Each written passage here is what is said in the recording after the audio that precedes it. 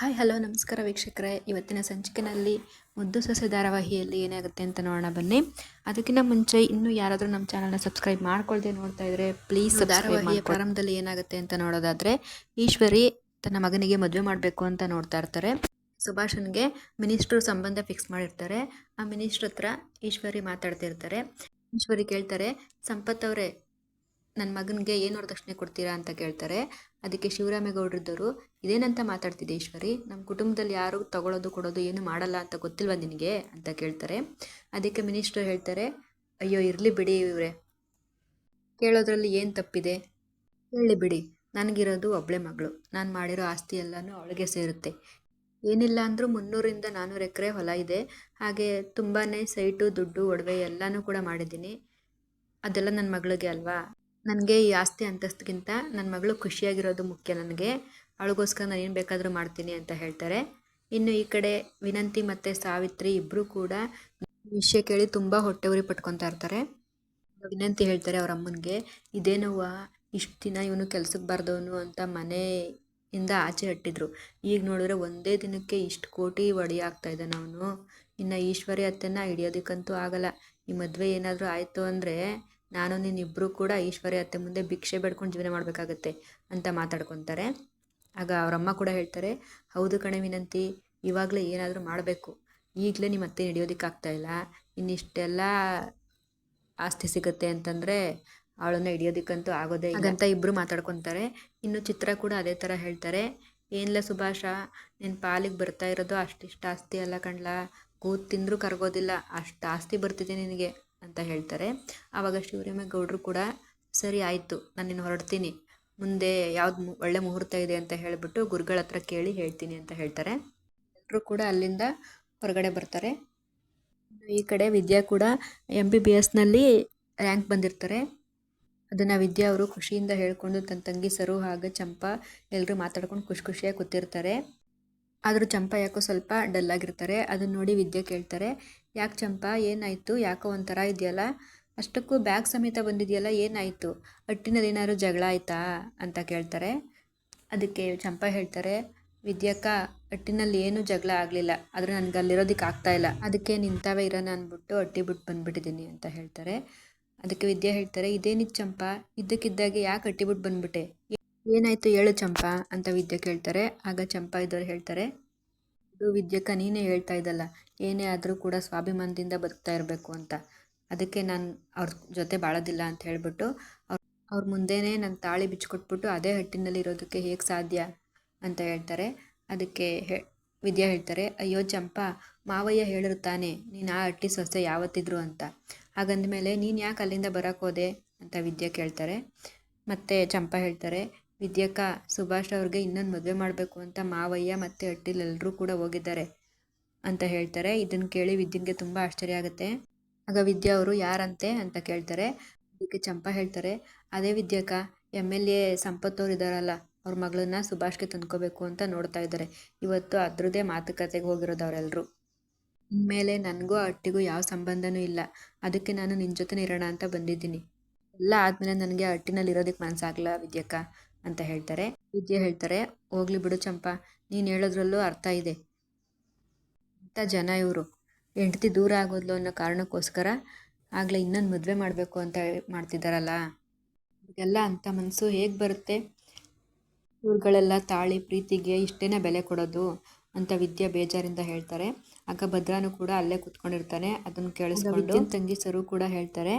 ಭದ್ರಾ ಅವ್ರ ಭಾವನ ನೋಡ್ಬಿಟ್ಟು, ಅಕ್ಕ, ಇವಾಗ ಭಾವನೂ ಕೂಡ ನಿನ್ನಿಂದ ದೂರ ಆಗಬೇಕು ಅಂತ ಅಂದ್ಕೊಂಡಿದ್ದಾರಲ್ಲ, ಹಾಗಿದ್ಮೇಲೆ ಇವ್ರು ದೂರ ಆದಮೇಲೆ ಯಾವ ರೀತಿ ಯೋಚನೆ ಮಾಡ್ತಾರೆ ಅಂತ ಕೇಳ್ತಾರೆ. ಅದಕ್ಕೆ ವಿದ್ಯಾ ಅವರು ಹೇಳ್ತಾರೆ, ಚಂಪನ ಕಡೆ ನೋಡ್ತಾ ಹೇಳ್ತಾರೆ, ಚಂಪಾ, ನೀನೇನು ಯೋಚನೆ ಮಾಡಬೇಡ ಬಿಡು, ಕೆಲವು ಗಂಡಸರು ಅಷ್ಟೇ ಅನಿಸುತ್ತೆ, ಒಂದು ಸಾರಿ ದೂರ ಆಗ್ತೀವಿ ಅಂತ ಗೊತ್ತಾದ್ಮೇಲೆ ಖಂಡಿತ ಅದನ್ನು ಉಳಿಸ್ಕೊಳ್ಳೋದಕ್ಕೆ ಪ್ರಯತ್ನ ಪಡೋದೇ ಇಲ್ಲ, ಅದೆಲ್ಲರ ಜೀವನದಲ್ಲೂ ಇದ್ದದ್ದೇ ಬಿಡು ಅಂತ ವಿದ್ಯಾ ಭದ್ರನ ನೋಡಿ ಕೋಪದಿಂದ ಹೇಳ್ತಾರೆ. ಇನ್ನು ಈ ಕಡೆ ಭದ್ರಾ ಮಲಗಿರ್ಬೇಕಂದ್ರೆ ಸರು ಬಂದ್ಬಿಟ್ಟು ಭಾವ ಭಾವ ಅಂತ ಕರೆದು ಎಬ್ಬರಿಸ್ತಾರೆ. ಆಗ ಭದ್ರಾ ಹೇಳ್ತಾರೆ, ಏನಿತ್ತು ಸರು, ವಾತಾರನೇ ಭಾವ ಭಾವ ಅಂತ ಎಬ್ಬರಿಸ್ತಾ ಇದೆಯಲ್ಲ, ಎಲ್ಲಿಗಾದರೂ ಕರ್ಕೊಂಡೋಗ್ಬೇಕಿತ್ತೆ ನಿನ್ನ ಅಂತ ಕೇಳ್ತಾರೆ.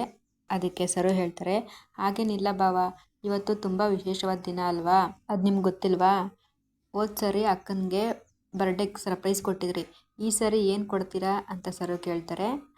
ಅದಕ್ಕೆ ಭದ್ರ ಇದ್ದವ್ರು ಹೇಳ್ತಾರೆ, ಆ ರೀತಿ ಏನಿಲ್ಲ, ಇವತ್ತು ನನಗೆ ಯಾವ ಮುಖ್ಯವಾದ ದಿನವೂ ಅಲ್ಲ ಅಂತ ಹೇಳ್ತಾರೆ ಭದ್ರ.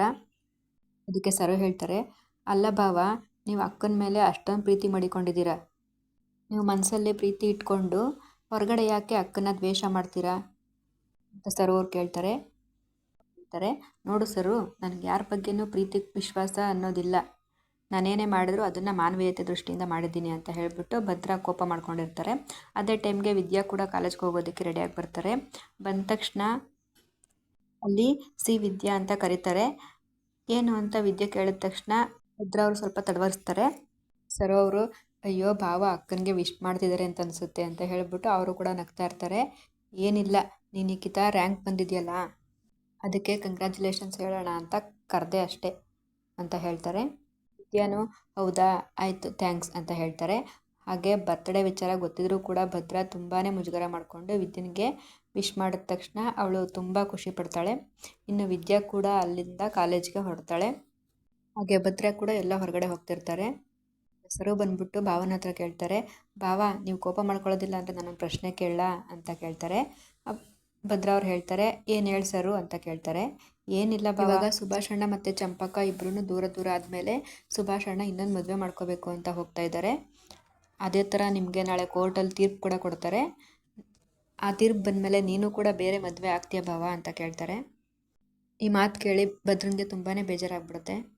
ಹಾಗೆ ಭದ್ರನಿಗೆ ವಿದ್ಯಾ ಮತ್ತು ಭದ್ರ ಜೊತೆಲಿದ್ದಾಗ ಮಾತಾಡಿರೋವಂಥ ಮಾತುಗಳು ನೆನಪಾಗ್ಬಿಡುತ್ತೆ. ಹೀಗೆ ಒಂದಿನ ಹಿಂದೆ ಭದ್ರ ಮತ್ತು ವಿದ್ಯಾ ಫೋನಲ್ಲಿ ಮಾತಾಡಬೇಕಂದ್ರೆ ಹೇಳ್ತಾರೆ, ಅದೇ ಗೌಡ್ರೆ, ನನ್ನ ಫ್ರೆಂಡು ಅವ್ರ ಹೆಂಡತಿಯಿಂದ ದೂರ ಆಗಿದ್ದಾರೆ, ಆದರೆ ಅವ್ರಿಗೆ ಇನ್ನೊಂದು ಮದುವೆ ಮಾಡ್ಕೋಬೇಕು ಅಂತ ಅಂತಿದ್ದಾರೆ ಅಂತ ಹೇಳಿದಾಗ ಭದ್ರ ಬಡ್ಡಿ ಇದ್ದ ಎಂಥ ಕೆಲಸ ಮಾಡ್ತಾನೆ ಅಂತ ಬೈದಿರ್ತಾರೆ. ಅದಕ್ಕೆ ವಿದ್ಯಾ ಅವರು, ಒಂದು ವೇಳೆ ನಾನೇನಾದರೂ ನಿಮ್ಮಿಂದ ದೂರ ಆದರೆ ನೀವು ಬೇರೆ ಮದುವೆ ಆಗ್ತೀರಾ ಗೌಡ್ರೆ ಅಂತ ಕೇಳಿರ್ತಾರೆ. ಅದಕ್ಕೆ ಭದ್ರ ಅವ್ರು ಹೇಳ್ತಾರೆ, ಇದೇನಂತ ಪ್ರಶ್ನೆ ಕೇಳ್ತೀಯಮ್ಮಿ, ನಾವು ಯಾವತ್ತೂ ದೂರ ಆಗೋಕ್ಕಿಲ್ಲ, ಸುಮ್ಮನಿರು ಅಂತ ಭದ್ರ ಅವ್ರು ಹೇಳ್ತಾರೆ. ಅದಕ್ಕೆ ವಿದ್ಯಾ ಅವ್ರು ಹೇಳ್ತಾರೆ, ಅಲ್ಲ, ಆ ಥರ ಸಂದರ್ಭ ಬಂದರೆ ನೀವೇನು ಮಾಡ್ತೀರಾ ಅಂತ ಕೇಳ್ತಾ ಇದ್ದೀನಿ ಅಂತ ಹೇಳ್ತಾರೆ. ಅದಕ್ಕೆ ಭದ್ರ ಅವ್ರು ಹೇಳ್ತಾರೆ, ಅಲ್ಲ ಕಣಮ್ಮಿ, ನಿನ್ನನ್ನು ಮದುವೆ ಮಾಡ್ಕೋಬೇಕು ಅಂತ ಮನೆಯವ್ರನ್ನೆಲ್ಲ ಎದುರಾಕೊಂಡು ಅಷ್ಟೆಲ್ಲ ಕಷ್ಟಪಟ್ಟು ನಿನಗೆ ತಾಳಿ ಕಟ್ಟಿದ್ದೀನಿ. ಒಂದು ಕಿತ್ತ ನಿನ್ನ ಕೊಳ್ಳೆಗೆ ತಾಳಿ ಕಟ್ಟಿದ್ಮೇಲೆ ಮುಗ್ದೋಯಿತು. ಎಂಥ ಸಂದರ್ಭ ಬಂದರೂ ಕೂಡ ನಾನು ನಿನ್ನನ್ನು ಬಿಟ್ಟು ಇನ್ಯಾರನ್ನೂ ಮದುವೆ ಆಗೋದಿಲ್ಲ ಅಂತ ಹೇಳಿರ್ತಾನೆ. ಅದನ್ನು ನೆನಪು ಮಾಡಿಕೊಂಡು ಭದ್ರ ಬೇಜಾರು ಮಾಡ್ಕೋತಾರೆ. ಆಮೇಲೆ ವಿದ್ಯೆನ ನೋಡಿ ಕೋಪ ಮಾಡಿಕೊಂಡು ಅಲ್ಲಿಂದ ಹೋಗ್ತಾರೆ. ಇನ್ನು ಈ ಕಡೆ ಈಶ್ವರಿ ಮತ್ತು ಸುಭಾಷ ಎಲ್ಲರೂ ಕೂಡ ಮನೆಗೆ ಬರ್ತಾರೆ. ಆಗ, ಲೋ ಸುಭಾಷ, ನಿನ್ನ ಪಾಲಿಗೆ ಎಷ್ಟು ದೊಡ್ಡ ಅದೃಷ್ಟ ಬರ್ತಿದೆ ನೋಡೋ. ಅವ್ವ ಯಾವಾಗಲೂ ಹೇಳ್ತಾ ಇದ್ಲು ನನ್ನ ಮಗ ರಾಜನ ಥರ ಇರಬೇಕು ಅಂತ, ಆದರೆ ಆ ಭದ್ರನಿಗಿಂತ ಜಾಸ್ತಿ ಮೆರೆಯೋವಂಥ ಅವಕಾಶ ಸಿಕ್ಕಿದೆ ನಿನಗೀಗ ಕಣ್ಲಾ ಅಂತ ಸುಭಾಷನ್ಗೆ ಚಿತ್ರ ಹೇಳ್ತಾರೆ.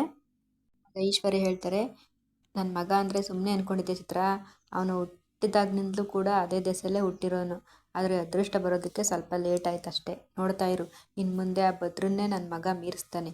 ಮೊದಲೆಲ್ಲ ನನ್ನ ಗಂಡ ಭಾವನ ಮುಂದೆ ಕೈ ಕಟ್ಟಿ ನಿಂತ್ಕೊತಾ ಇದ್ರು, ಇನ್ಮೇಲೆ ಭದ್ರನೇ ನನ್ನ ಮುಂದೆ ಕೈ ಕಟ್ಟಿ ನಿಂತ್ಕೋಬೇಕು ಅಂತ ದಿನ ಬರುತ್ತೆ, ನನ್ನ ಮಗನಿಗೆ ರಾಜಯೋಗ ಬಂದಿದೆ ಅಂತ ಹೇಳ್ಬಿಟ್ಟು ಈಶ್ವರಿ ತುಂಬ ಖುಷಿ ಪಡ್ತಾ ಇರ್ತಾರೆ. ಈ ಕಡೆ ಸಾವಿತ್ರಿ ಮಾತಾಡ್ತಾ ಹೇಳ್ತಾರೆ, ನೀನು ಏನು ಹೇಳೋದಕ್ಕೆ, ಆ ಹುಡುಗಿ ಯಾಕೋ ನಮ್ಮ ಮನೆಗೆ ಹೊಂದ್ಕೋತಾಳೆ ಅಂತ ಅನ್ನಿಸ್ತಾ ಇಲ್ಲ ನನಗೆ ಅಂತ ಹೇಳ್ತಾರೆ. ಆಗ, ಇದ್ಯಾಕೆ ಸಾವಿತ್ರಿ ಈ ಥರ ಮಾತಾಡ್ತಾ ಇದೆಯಾ, ಅವಳು ಇರೋಳು ಒಬ್ಬಳೆ ಮಗಳು ಅಂತ ಮನೆಯಲ್ಲಿ ರಾಣಿ ಥರ ಬೆಳೆಸಿರ್ತಾರೆ, ನಮ್ಮ ಮಟ್ಟಿಗೆ ಬಂದಮೇಲೆ ಎಲ್ಲನೂ ತಿಳ್ಕೊಂಡು ಸಹಿಸ್ಕೊಂಡು ಹೋಗ್ತಾಳೆ ಈಶ್ವರಿ ಹೇಳ್ತಾರೆ. ಆಗ ಮತ್ತೆ ಸಾವಿತ್ರಿ ಹೇಳ್ತಾರೆ, ಎಷ್ಟೇ ಆಗಲಿ ನಿನ್ನ ಸೊಸೆ ಅಲ್ವಾ, ಏನೇ ಬಂದರೂ ನೀನೇ ಅನುಭವಿಸ್ಬೇಕು ಅಂತ ಸಾವಿತ್ರಿ ಕೂಡ ಅವಳಿಗೆ ಟಾಂಗ್ ಕೊಡೋ ಥರ ಮಾತಾಡ್ತಾರೆ. ಈಶ್ವರಿ ಮನಸ್ಸಲ್ಲೇ ಮಾತಾಡ್ಕೊತಾರೆ, ನನ್ನ ಮಗನಿಗೆ ಒಳ್ಳೆ ಸಂಬಂಧ ಸಿಕ್ಬಿಡ್ತು ಅಂತ ನಿನ್ಗೆ ಹೊಟ್ಟೆ ಉರಿ ಅಲ್ವೇ ಸಾವಿತ್ರಿ, ಇರಲಿ, ಇದನ್ನೇ ತಣ್ಣಗೆ ಮಾಡಬೇಕು ಅಂತ ನಂಗೆ ತುಂಬ ಚೆನ್ನಾಗಿ ಗೊತ್ತು ಅಂತ ಈಶ್ವರಿ ಬೈಕೊತಾರೆ. ಇದಿಷ್ಟು ಇವತ್ತಿನ ಸಂಚಿಕೆ ಫ್ರೆಂಡ್ಸ್. ಮುಂದಿನ ಸಂಚಿಕೆಯಲ್ಲಿ ಏನಾಗುತ್ತೆ, ಭದ್ರ ವಿದ್ಯಾನ ಒಪ್ಕೊಳ್ತಾನ ಮತ್ತು ವಿದ್ಯಾ ಬರ್ತಡೆಗೆ ಏನಾದರೂ ಗಿಫ್ಟ್ ಕೊಡ್ತಾನ ಅನ್ನೋದನ್ನು ಮುಂದಿನ ಸಂಚಿಕೆಯಲ್ಲಿ ನೋಡೋಣ. Thank you for watching.